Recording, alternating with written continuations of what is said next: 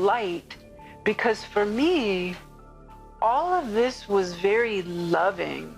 Simone Peer never saw anything wrong with being a white witch. In her mind, it was the good side of the occult. I was a white witch, and this was white witchcraft that was divine and heavenly. Simone grew up learning about the occult from her mom, who consulted psychics and spirits. Horoscopes, numerology, the Ouija board, seeing ghosts, psychic phenomenon was normal. However, what would drive her deep into that world was the physical and verbal abuse she suffered by a close family member and being molested by a neighbor when she was 5 years old. She never told anyone. I think I also took it on as I just must be completely unlovable and worthless. Those feelings would lead a teenage girl into a life of promiscuity and drug and alcohol use. Even thoughts of suicide would torment Simone throughout high school and into college. While on college break, she met a woman who taught her how to read tarot cards. For Simone, it was the beginning of finding answers and truth. My attention would be drawn into different details of the card that would sort of open a door on that invisible side that would tell me those secrets. Simone immersed herself into New Age philosophy and practices. At age 20, she became a self-proclaimed white witch. She was convinced the things she practiced were good for people, and especially herself. I kept believing that if I pursued more and more and more light, that I would find the answer to what was wrong with me, and somehow I would get fixed, and it would all just feel better. Simone would spend the next 30 years seeking enlightenment and attaining the highest level of white witchcraft, the High Priestess. Through Santeria and other forms of spirituality and the occult, Simone participated in animal sacrifices.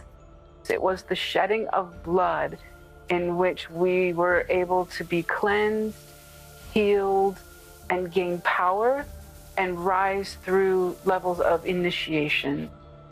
Adding to the delusion, some taught that one could become like Jesus, a teacher who had attained the ultimate enlightenment, becoming a god through reincarnation and obtaining more light. Eventually, when I keep coming back, I would have that much light.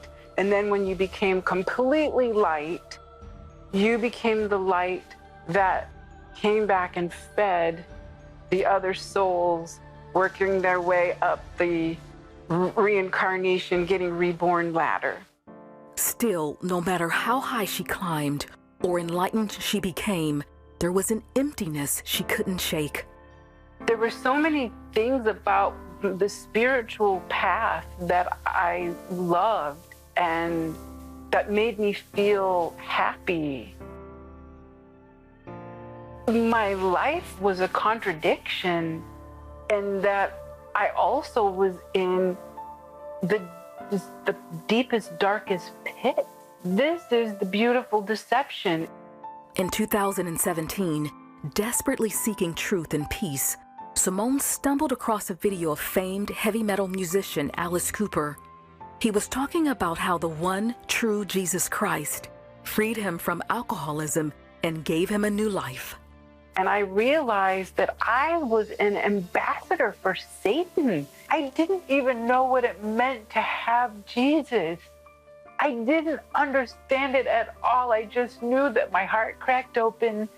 I knew that he was there, and I knew I was a yes. When I went through that salvation prayer and there were points of repentance, what really stood out to me was thinking that I was God, the thinking that my spells were not manipulations of other people and other things. And I just said it out and out loud and raised my hand to God, and I pleaded and repented and prayed over myself. Within weeks, Simone had thrown away everything she had associated with the occult. She also started attending church, where she went through the process of being delivered from demonic strongholds. I have no idea how many demons I was delivered from. I noticed in my heart and spirit, I felt free. Today, Simone is a certified life coach who lets everyone know that Jesus is the true light of the world, and everything you're seeking can be found in him. For those who walk the same path that I did, Jesus is the answer that you are looking for. He truly is.